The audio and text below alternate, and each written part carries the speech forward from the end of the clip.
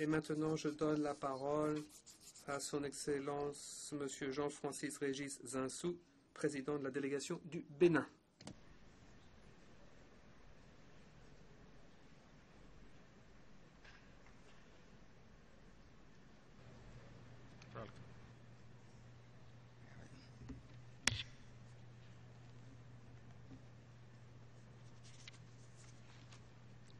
Excellences, président de l'Assemblée générale des Nations unies, Excellences, Mesdames les chefs d'État et de gouvernement, Excellences, Monsieur le secrétaire général des Nations unies, Mesdames et Messieurs les chefs de délégation, distingués délégués, Mesdames et Messieurs, le président de la République du Bénin, son Excellence Dr Boni Yayi, m'a chargé de délivrer en son nom le message ci-après devant l'auguste Assemblée. Je voudrais, avant tout propos, Monsieur le Président, vous féliciter pour votre brillante élection à la présidence de la 69e session de l'Assemblée générale et à travers vous rendre hommage à votre pays, l'Ouganda, pour son leadership. Je voudrais également féliciter le président sortant, son Excellence M. John H., dont le dynamisme a permis d'obtenir le consensus sur des dossiers importants examinés lors de la 68e session. Il a incontestablement bien rempli son mandat en posant les jalons du programme de développement pour l'après 2015, en particulier avec l'aboutissement heureux des travaux du groupe de travail ouvert sur les objectifs de développement durable. Mes félicitations vont aussi à l'endroit du secrétaire général, M. Ban Ki-moon, pour ses efforts soutenus en faveur du raffermissement du rôle des Nations unies en tant que vecteur de stabilité, de paix, de sécurité collective, de promotion de la dignité humaine et du développement durable. Je voudrais lui exprimer mon ferme soutien aux initiatives destinées à l'apaisement des tensions et au règlement des situations conflictuelles en vue de paver la voie à la construction d'un monde plus juste, fondé sur l'égalité, la justice, le respect des droits de l'homme, la solidarité entre les peuples et pour contenir les changements climatiques. Monsieur le Président, le thème de la présente session, à savoir réaliser et mettre en œuvre un programme transformateur de développement pour l'après 2015, a une importance cardinale pour les pays les moins avancés dont le Bénin assure la présidence jusqu'en septembre 2015. Il définit sans ambages le chantier majeur sur lequel nous devrons mobiliser nos énergies au cours de cette 69e session afin de forger le consensus autour des actions à engager pour concrétiser l'avenir que nous voulons. À cet égard, le programme de développement pour l'après 2015 devra tenir compte des enseignements et des expériences acquises lors des 15 dernières années dans la phase de la poursuite des objectifs du millénaire pour le développement. Les efforts doivent par conséquent se poursuivre pour l'élimination de l'extrême pauvreté, la promotion d'une croissance économique plus équitable et inclusive, l'établissement d'institutions transparentes et responsables, capables d'impulser la dynamique du développement durable avec à la clé la professionnalisation de la jeunesse, la création d'emplois décents soutenus par la mise en place d'une protection sociale intégrée couvrant toutes les formes de vulnérabilité. Une fois adoptée,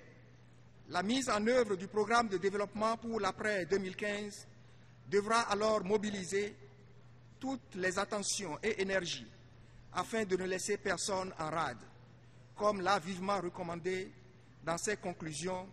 le groupe de haut niveau composé d'éminentes personnalités mis sur pied par le secrétaire général des Nations Unies pour lui faire des recommandations sur ce programme. La troisième conférence sur le financement du développement doit être préparée dans un esprit ouvert à l'innovation. À cet égard, il importe de trouver les stratégies et les moyens à mettre en œuvre pour accélérer les transformations structurelles dans ces pays, pour réduire l'écart qui les sépare des pays développés, notamment en matière d'accès aux bienfaits de la modernité pour la satisfaction des besoins vitaux qui doit être désormais perçu comme un droit fondamental à garantir à tous les humains. Il s'agit de mettre fin, Monsieur le Président, à l'exclusion sous toutes ses formes et à tous les niveaux et d'intégrer à l'essor économique mondial tous les pays affectés par la marginalisation en rétablissant l'équilibre rompu entre les trois dimensions du développement durable que sont l'efficience économique, la stabilité sociale et la préservation de l'environnement. Je voudrais le rappeler ici. Le programme d'action d'Istanbul s'est fixé comme objectif majeur de réduire de moitié le nombre de PMA à l'horizon 2020 et a placé au premier rang de ses priorités pour y parvenir le renforcement de leurs capacités productives. Dans le souci de mobiliser la communauté internationale en faveur de la mise en œuvre effective de ce programme, le Bénin, en sa qualité de président du bureau de coordination du groupe des PMA, a pris l'initiative d'organiser la conférence ministérielle sur les nouveaux partenariats pour le renforcement des capacités productives dans les PMA, tenue à Cotonou du 28 au 31 juillet 2014. Dans sa résolution A/RES/68/224 du 20 décembre 2013, l'Assemblée générale des Nations unies avait exprimé ses attentes par rapport aux résultats de cette conférence ministérielle. Je puis aujourd'hui faire rapport à cette auguste Assemblée de ces résultats. La conférence ministérielle a adopté l'agenda de Cotonou pour le renforcement des capacités productives dans les PMA. Elle a préconisé des approches innovantes en la matière à travers des recommandations précises, aussi bien à l'endroit des PMA que des partenaires au développement, et a demandé l'inscription à l'ordre du jour de la 69e session de la question du renforcement des capacités productives dans les PMA. Je voudrais, au nom du gouvernement et du peuple béninois, remercier les partenaires, en particulier la Turquie, l'Allemagne, les Pays-Bas, la Norvège, l'Espagne, l'Italie, pour leur contribution au succès de cette conférence qui fera date dans l'histoire des PMA, en ce qu'elle touche un des aspects cruciaux de leur développement et de leur insertion dans l'économie mondiale.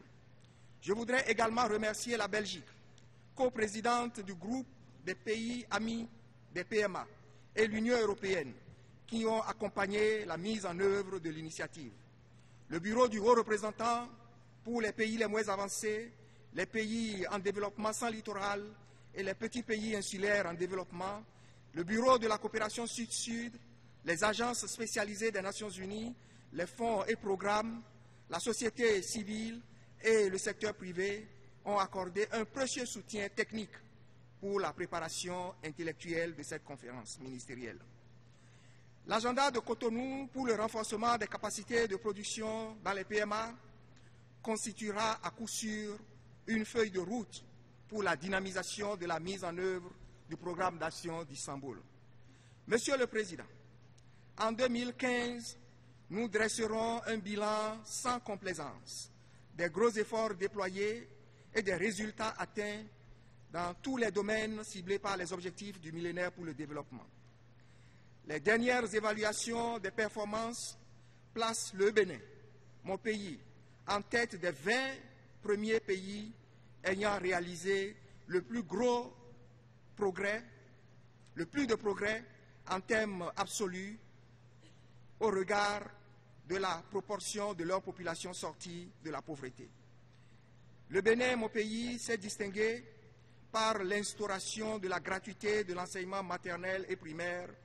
l'octroi de facilités au niveau de l'enseignement secondaire et de l'enseignement supérieur aux élèves et étudiants démunis, permettant ainsi d'augmenter sensiblement le taux de scolarisation et surtout celle des jeunes filles. Dans le domaine de la santé, les actions de mon gouvernement ont permis d'améliorer la gestion des prestations de services, la prévention de la transmission du VIH-Sida de la mère à l'enfant, la nutrition, l'adduction d'eau, l'hygiène, l'assainissement. Sur la base du réseau d'infrastructures sanitaires mis en place, le gouvernement a pu lancer un régime d'assurance maladie universelle qui offre un plateau de protection sociale aux populations à un coût accessible. La prise en charge par l'État de la césarienne ainsi que la gratuité des soins de santé aux enfants de moins de 5 ans ont également constitué des mesures salvatrices pour des milliers de familles béninoises. De même, des efforts ont été déployés par le gouvernement béninois pour atténuer la pauvreté à travers un appui substantiel aux institutions de microcrédit, ce qui a eu un impact considérable sur l'amélioration des conditions de vie de nombreuses populations rurales. La volonté des partenaires au développement d'accompagner le Bénin dans sa vision de développement à long terme et de consolider les avancées enregistrées dans les domaines de la gouvernance politique et administrative, de la gestion de la justice sociale ainsi que de la gouvernance économique, s'est vue renforcée par les résultats fort encourageants de la table ronde des partenaires pour le financement du développement du Bénin, tenue à Paris du 17 au 19 juin 2014, avec des engagements de financement d'un montant d'environ 12 milliards de dollars US pour une période de 5 ans. Monsieur le Président, les faits démontrent chaque jour que la paix, la sécurité, la bonne gouvernance à l'échelle nationale et internationale et l'exercice sans faille des fonctions régaliennes par les États constituent les meilleurs gages de la paix, de la sécurité et de la stabilité internationale. À cet égard, il urge de renforcer l'efficacité des Nations Unies dans les efforts déployés pour assurer une meilleure prévention des conflits et la lutte contre les injustices et différentes formes de criminalité galopantes dans le monde. De ce point de vue, il est nécessaire, pour ce qui concerne l'Afrique en général et la région du Sahel en particulier, d'améliorer le mécanisme d'accompagnement par les Nations Unies afin de prévenir d'autres conflits et de promouvoir la stabilité nécessaire au développement des États de la région. Il est une nécessité impérieuse de s'attaquer aux causes profondes des conflits qui servent à l'échelle mondiale de prétexte aux extrémistes et aux organisations terroristes. Je voudrais saluer la mobilisation de la communauté internationale et la fermeté dont fait preuve l'Organisation des Nations Unies face aux agissements de ces groupes armés. Grâce à l'efficacité des actions engagées, les principaux théâtres de conflits en Afrique sont en voie d'apaisement. Le Bénin continuera d'apporter sa modeste contribution de qualité aux opérations de maintien de la paix des Nations Unies dans ce cadre. Les États côtiers africains, notamment ceux du Golfe de Guinée, sont aussi confrontés à la piraterie et aux vols à main armée commis en mer, ainsi qu'à la criminalité transnationale organisée qui entrave considérablement leur essor économique. Les mesures engagées pour y faire face produisent certes des résultats encourageants,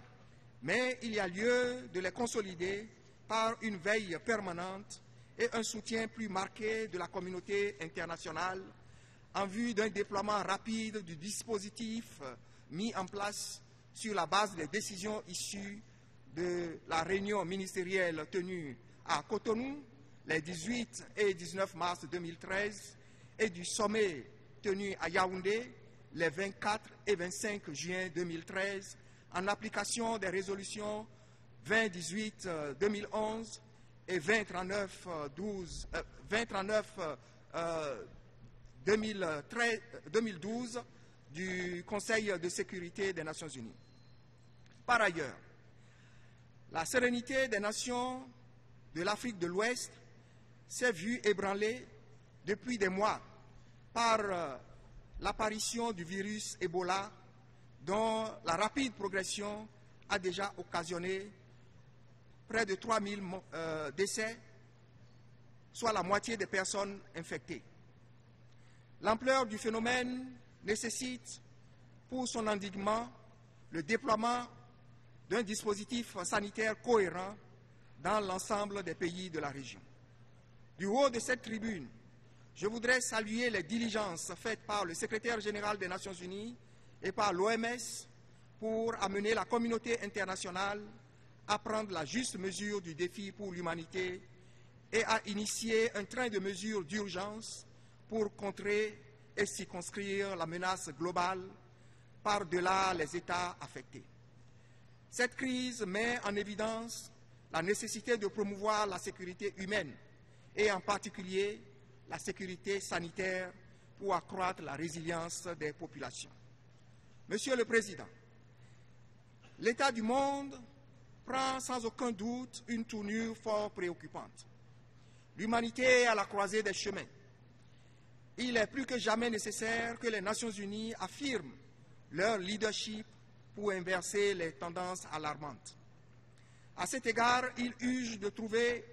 une issue négociée à la situation au Proche-Orient et qui n'a que trop duré. Le maintien du statu quo est injustifiable à tous les égards. L'on ne peut ajourner plus longtemps la reconnaissance de la Palestine comme un État souverain, membre de plein droit des Nations Unies et vivant en bonne entente avec l'État d'Israël. Une telle reconnaissance permettra certainement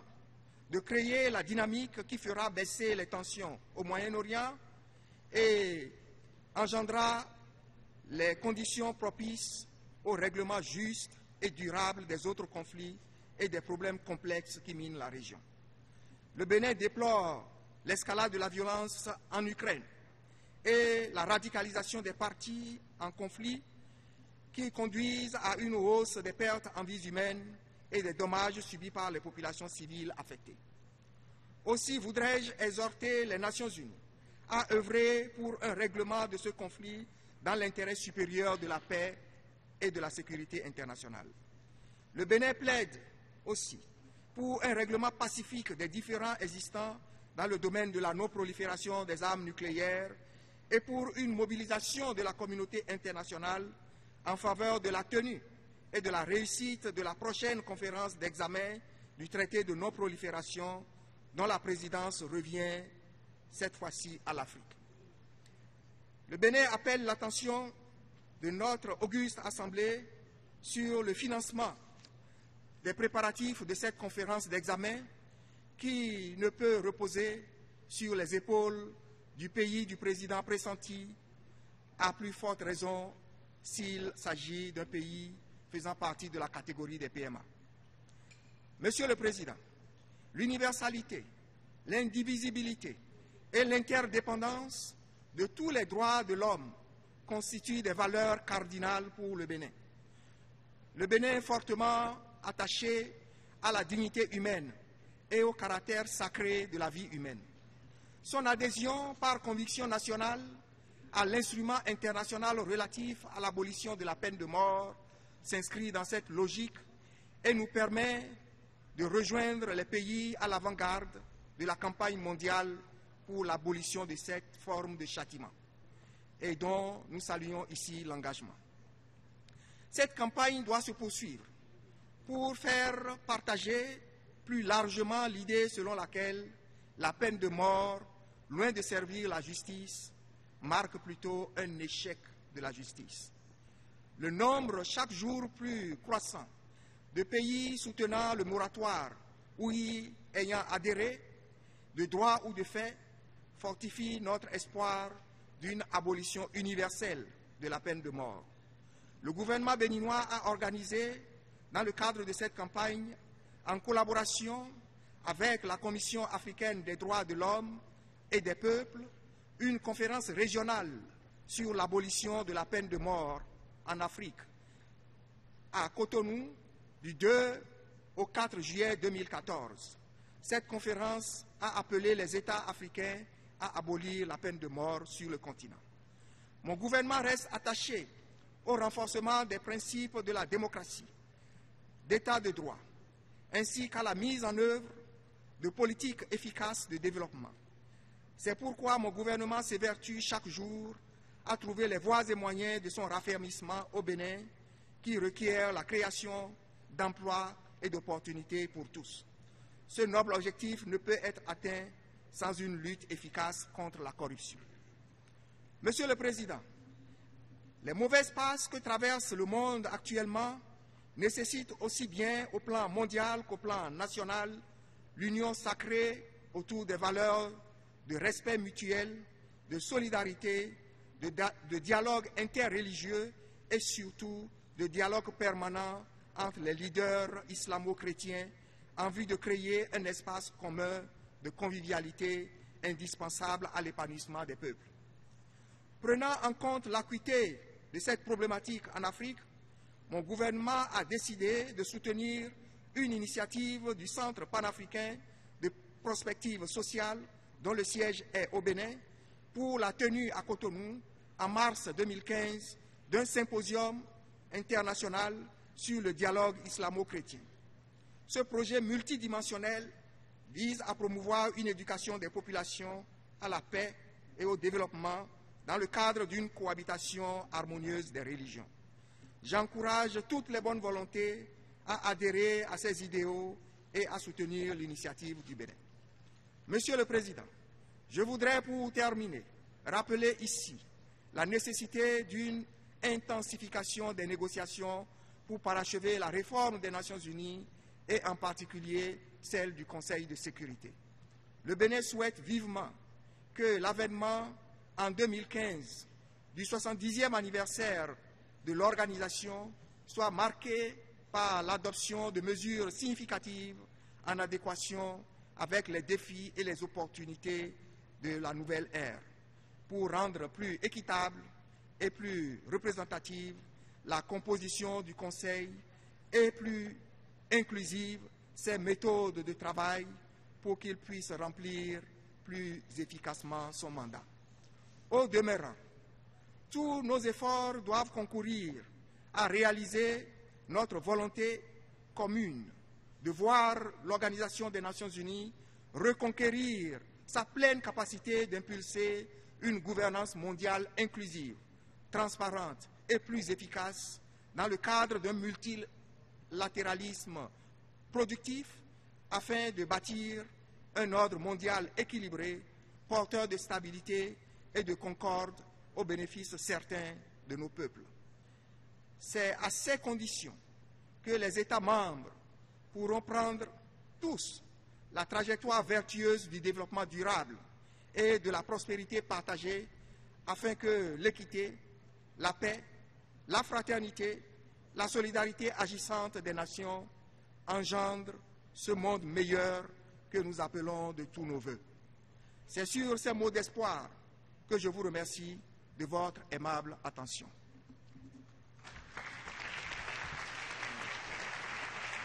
I thank the chairman. Je remercie le chef de la délégation du Bénin pour sa déclaration.